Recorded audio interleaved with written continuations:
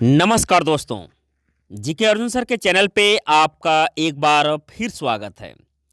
तो UP police 2024 और आज का जो वीडियो हो बहुत ही मेन टॉपिक से बना है, जिसमें आप लोग थंबनेल पर देख सकते हैं। पर्यावरण संरक्षण अधिनियम 1986, वन्य जीव संरक्षण अधिनियम 1972, साइबर अपराध अधिनियम 2008, राष्ट्रीय सुरक्षा अधिनियम 1980।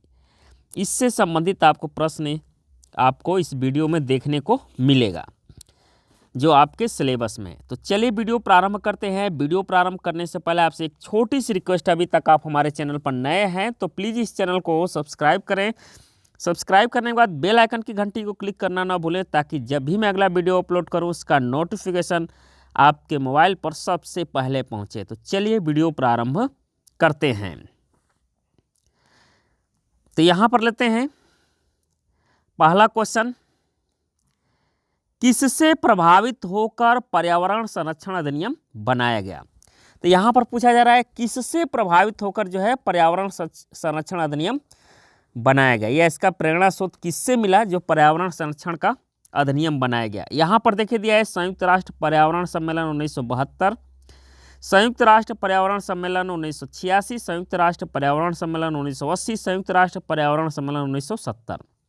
तो किस से प्रभावित होकर पूछा जा रहा है यहाँ पर, तो यहाँ पर आंसर ए वाला सही होगा। फर्स्ट याद रखिएगा इसको, संयुक्त राष्ट्र पर्यावरण सम्मेलन 1972 से प्रभावित होकर जो है पर्यावरण संरक्षण अधिनियम बनाया गया था। क्वेश्चन नंबर 2 पर आते हैं। दूसरा नंबर देखिएगा, यहाँ पर दिया है पर्यावरण संरक्षण अधिनियम कब पारित हुआ था। पर्यावरण संरक्षण अधिनियम कब पारित हुआ था, 1970 में, 1972, 1986 या 1990 में। तो पर्यावरण संरक्षण अधिनियम कब पारित हुआ था, तो यहाँ पर आंसर आपका सी वाला से हो जाएगा 1986। तो पर्यावरण संरक्षण अधिनियम कब पारित हुआ था, तो 1986 में। तो सी इसका राइट आंसर हो जाएगा। यहाँ पर आते हैं तीसरे नंबर क्वेश्चन पर। तीसरा नंबर क्वेश्चन देखिएगा, पर्यावरण संरक्षण अधिनियम का मुख्य उद्देश्य क्या है। यहाँ पर पूछ रहा है मुख्य उद्देश्य क्या है। वन के जीवों की रक्षा करना, वन की रक्षा करना, या घातक रसायनों के वातावरण में नियंत्रित करना, या इनमें से कोई नहीं। तो यहाँ पर आंसर हो जाएगा सी आपका सही हो जाएगा, घातक रसायनों का वातावरण में नियंत्रण करना। क्वेश्चन नंबर 4 पर आते हैं। पर्यावरण संरक्षण अधिनियम 1986 में कितने अध्याय एवं धाराओं का उल्लेख है।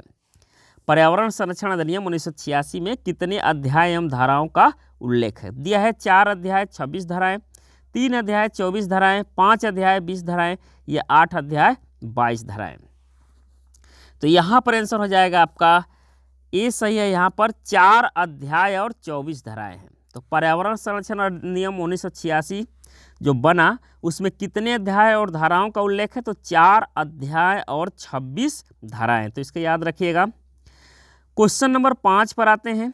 5वां नंबर क्वेश्चन देखिएगा, पर्यावरण संरक्षण अधिनियम 1986 पूरे देश में कब से लागू की गई थी। यानी हर जगह, यानी पूरे देश में कब से लागू की गई थी। जो बना था पर्यावरण संरक्षण अधिनियम 1986 पूरे देश में कब से लागू की गई थी। दिया है 19 नवंबर 1970, 19 नवंबर 1980, 19 नवंबर 1982, 19 नवंबर 1986। तो यहाँ पर जो राइट आंसर हो जाएगा इसका वह है आपका 19 नवंबर 1986। डी वाला ऑप्शन सही हो जाएगा। 19 नवंबर 1986 से पूरे देश में पर्यावरण संरक्षण अधिनियम जो है लागू कर दिया गया था। तो यहाँ पर डी वाला ऑप्शन सही हो जाएगा। क्वेश्चन नंबर 6 पर आते हैं। 6ठा नंबर देखिएगा, वन्य जीव संरक्षण अधिनियम कब पारित किया गया। वन्य जीव संरक्षण अधिनियम कब पारित किया गया, 1970 में, 1971 में, 1972 में, या 1973 में। तो वन्य जीव यहाँ पूछ रहा है वन्य जीव संरक्षण अधिनियम कब पारित किया गया, तो यहाँ पर आंसर सी वाला सही हो जाएगा 1972 में।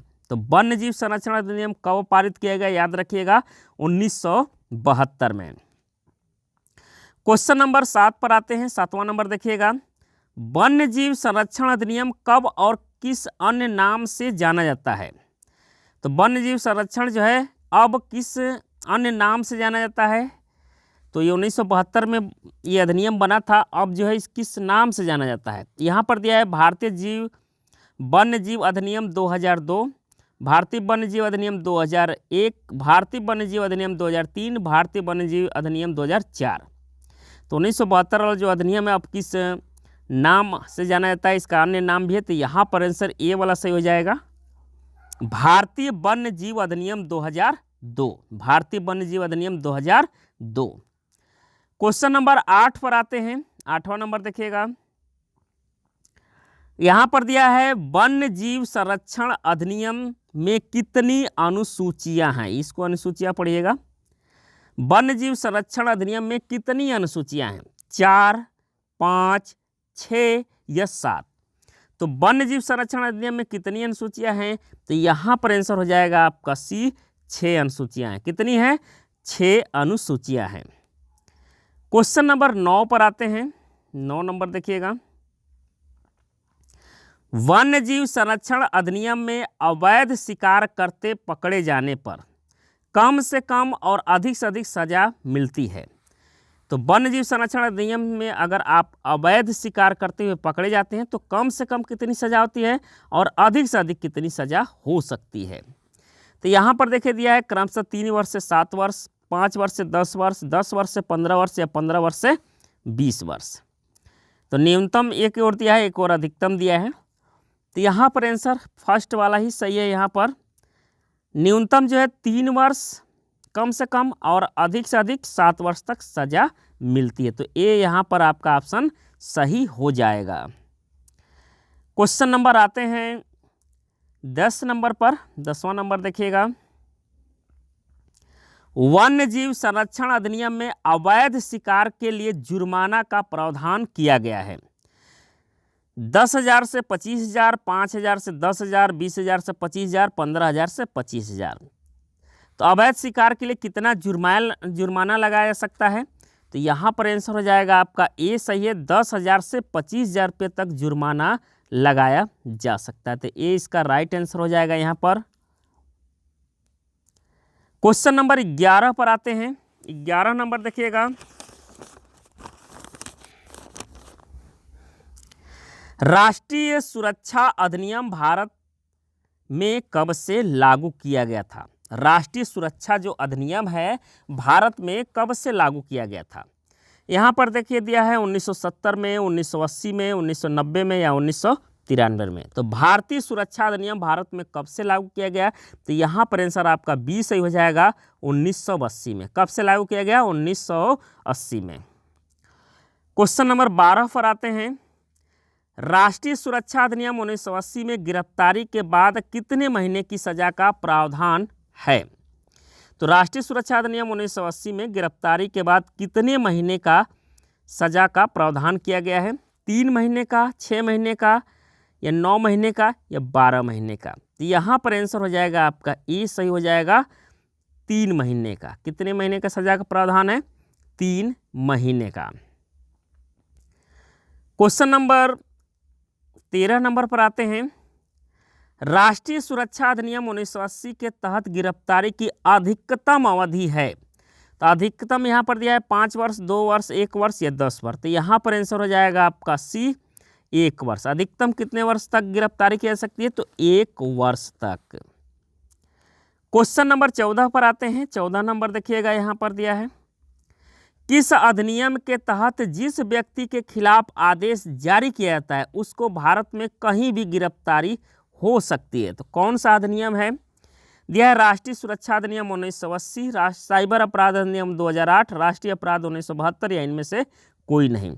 तो किस अधिनियम के द्वारा ये बनाया गया है कि जिस व्यक्ति के खिलाफ अगर आदेश जारी किया गया है तो उसको भारत में कहीं भी गिरफ्तारी हो सकती है? तो वह अधिनियम आपका है राष्ट्रीय सुरक्षा अधिनियम 1980। तो ए वाला ऑप्शन यहाँ पर सही हो जाएगा, राष्ट्रीय सुरक्षा अधिनियम 1980। क्वेश्चन नंबर 15 पर आते हैं। किस अधिनियम में उल्लेख है कि देश के किसी भी संदिग्ध व्यक्ति को गिरफ्तारी की शक्ति देता है? तो कौन सा अधिनियम है जो देश में किसी भी संदिग्ध व्यक्ति को गिरफ्तारी का आदेश देता है? तो यहाँ पर दिया है राष्ट्रीय सुरक्षा अधिनियम 1980, राष्ट्रीय सुरक्षा अधिनियम 1970, राष्ट्रीय सुरक्षा अधिनियम 2008, राष्ट्रीय सुरक्षा अधिनियम 1972। तो यहाँ पर ये वाला ऑप्शन यहाँ पर सही हो जाएगा, राष्ट्रीय सुरक्षा अधिनियम 1980। क्वेश्चन नंबर 16 पर आते हैं। 16 नंबर देखिएगा, साइबर अपराध अधिनियम कब लाया गया था? साइबर अपराध अधिनियम कब लाया गया था? 2004 में, 2006 में, 2008 में या 2010 में? तो यहाँ पर आंसर हो जाएगा आपका सी, 2008 में। तो साइबर अपराध अधिनियम कब लाया गया था? तो 2008 में। क्वेश्चन नंबर 17 पर आते हैं। साइबर अपराध अधिनियम में किस धारा के तहत ईमेल फ्रॉड का दंड का प्रावधान है? साइबर अपराध अधिनियम में किस धारा के तहत ईमेल फ्रॉड का दंड का प्रावधान है? धारा 316, धारा 302, धारा 307, धारा 124। यहाँ पर आंसर हो जाएगा आपका धारा 316। तो जो नई धारा बनी है वो 316 है। पूर्व में ये धारा को जो है 420 के नाम से जाना जाता था, धारा 420। इस समय वर्तमान में धारा, ये ऑप्शन समझिएगा, 316। क्वेश्चन नंबर 18 पर आते हैं। वेब पर मौजूद दूसरों की सामग्री को चुराकर, जैसे किताबें, लेख, वीडियो, चित्र, ऑडियो, लोगों का किसका उल्लंघन माना जाता है?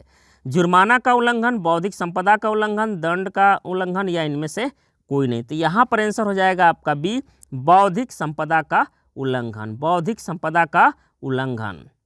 क्वेश्चन नंबर 19 है, साइबर अपराध के अंतर्गत क्या क्या आते हैं? तो साइबर अपराध के अंतर्गत क्या क्या आता है? गुप्तचर सूचनाएं का इस्तेमाल, धन की निकासी, पासवर्ड प्रयोग, उपयुक्त सभी। तो यहाँ पर आंसर हो जाएगा डी आपका, उपयुक्त सभी। क्वेश्चन नंबर 20 है और अंतिम क्वेश्चन है, हैकिंग साइबर अपराध के लिए कितने वर्ष की सजा का प्रावधान है? 3 वर्ष, 5 वर्ष, 10 वर्ष या 20 वर्ष? तो यहाँ पर आंसर हो जाएगा आपका ए, 3 वर्ष। हैकिंग साइबर अपराध के लिए कितने वर्ष की सजा का प्रावधान है? तो 3 वर्ष का। तो ये था क्वेश्चन आज के लिए। तो उम्मीद करता हूँ कि वीडियो आपको पसंद आया होगा। पसंद आया तो इसको लाइक करें, अपने दोस्तों के यहाँ अधिक से अधिक शेयर करें। धन्यवाद दोस्तों। जय हिंद, वंदे मातरम।